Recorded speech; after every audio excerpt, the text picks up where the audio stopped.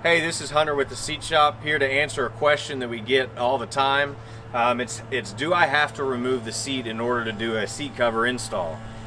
Technically the answer is no, but I'm going to give you some very, very valuable reasons on why it's always better to remove the seat and do it on a workbench.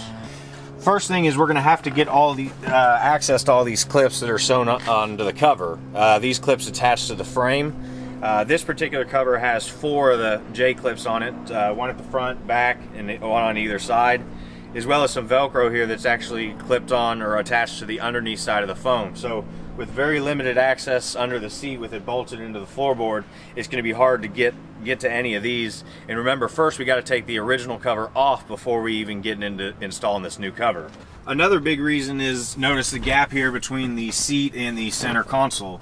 Whether it's a jump seat or a fixed console, as you all know, if you've ever dropped your keys or phone down in this crack, how hard it is to get to. We're going to have to be reaching down under there and actually attaching and detaching it from the frame underneath. So with that limited space right there, it's going to be really difficult. So those are just a few of the reasons why it's going to be better to remove the seat when you're doing a seat cover install. Seats are pretty easy to remove. Most of them are just held in by 4 bolts or nuts holding it down to the floorboard. If you've got a powered seat, then there's going to be a few, maybe 3, a couple of electrical connections to the floorboard wiring harness, but those are just going to be quick connects, so you can undo them. When you're plugging them back in, you're not going to mix them up either.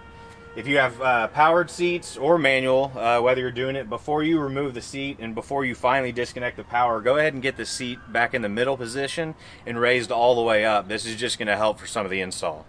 So if you've got any questions about seat covers for your vehicle, please don't hesitate to give us a shout or check out our website at theseatshop.com. We're always here to help.